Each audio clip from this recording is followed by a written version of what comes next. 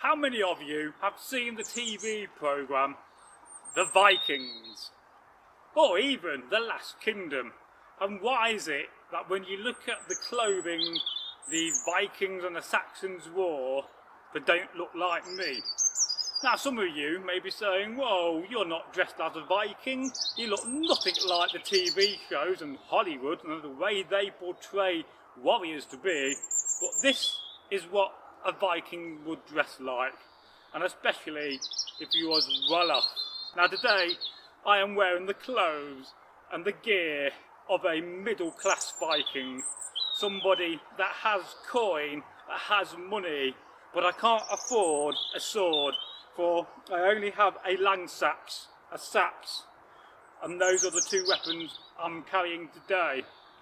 But it's also quite cold out. Why am I wearing so many layers of clothing? So let me go through what I am wearing. I'm wearing a decent pair of turn shoes. I'm wearing some nice trousers of wool, and these have a very nice herringbone pattern which I hope you see on camera. I'm also wearing a undertunic made from linen from Ireland, the best linen in the world.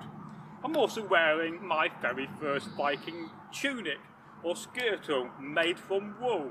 In fact, I brought this on camp and the lady went home and made it that night, and I had it made the next day, and I think that is so efficient in the modern world that you can do that at reenactment events.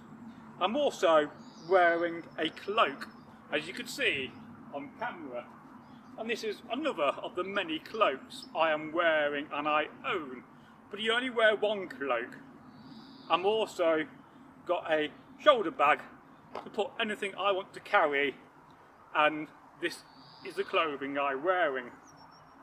I've also have tied my cloak with a nice bit of braid, because it means that if I have to fight, my cloak is controlled, because it's so important that when you're wearing a cloak that your hands are free to move around, because if you don't do that and you wear a cloak in the battle, it can catch you out, and that in the Dark Ages could result in your death, which is not a good thing to happen.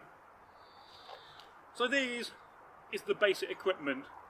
Normally I may have a shield and I may have a spear as well, but I left them in my longhouse and I can't see anybody around me to go and fetch them for me. But I think it's so important that when we think about the Vikings and the Anglo-Saxons, we think about what they wore and dress authentically. Now, I've been a member of a few medieval societies, and I've always read and looked at their guides to authenticity. I've read a lot of books over the years, so I know what I'm talking about when it comes to authenticity. And why is authenticity so important? Because what you do not want is to go on camp and wear clothing that is simply not medieval, because you will be pulled up for it, and some people may even laugh at you. So take your time, do your research, and there are some very good traders and manufacturers of medieval clothing, but most of this stuff you can make yourself. Even your knife and your Langsax, if you're determined to, you could make. So I love what I wear, and today it's been raining, it's slightly chilly out, and I feel so warm in this clothing, because that is the beauty of wool, and that is the beautiful thing of linen. Unlike modern clothing, which is, not so authentic in the sense of materials, it is man-made, it's not very good in the wet weather. We've all worn jeans and they get wet and they stay wet, whereas this clothing, not only will it last for years, but it keeps me so warm in winter.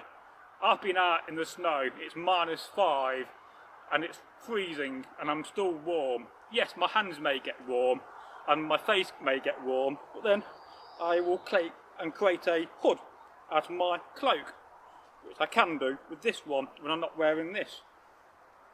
And so, having the ability to wrap yourself up, to keep yourself warm. If you're marching, you don't want a cold face, so you may have this round here. That adds protection from the wind. I've got less face to be revealed in the cold. And let's face it, you know, the Norse, they came from the north, they came from Scandinavia, a fascinating part of the world where it could be minus 20 or 30, or even way up north, minus 40. I cannot imagine that. I struggle when it gets to minus 1 in the UK, and I'm always having to heat my house up. So it does make sense to be authentic. I'm also wearing some leg bindings because when I'm out in the wild, this protects my lower leg. Because let's face it, it's very important that you are protected, but it also gives an extra layer of warmth. And you can, if they're long enough, wrap them around your feet as well and use them as a way of having feet covering, because not everybody could afford socks. So wrapping your leg bindings around your feet and then around your leg is a fantastic idea. But I don't generally do that because I've got some authentic socks on, and I think it's important that you do have them. But those are the last things you buy.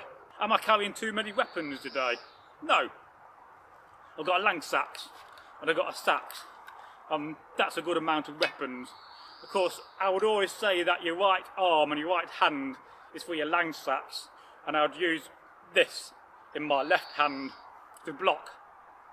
But I would always choose a shield every time, especially in battle or even combat 1 against 1, because that shield will save your life. And the last thing I'm wearing is the legendary armour cap of Egil Thorson, and today is the 9th. It's Egil Thorson Day, a day where we remember our fallen brother and keep his memory alive.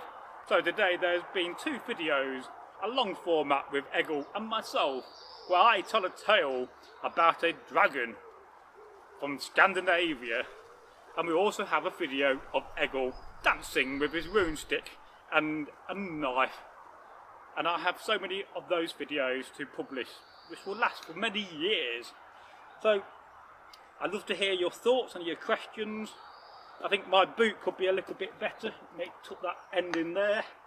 There we go. Of course, my boots are tied up with leather thonging or leather laces. That's very authentic. And these are more budget shoes, but they feel quite nice.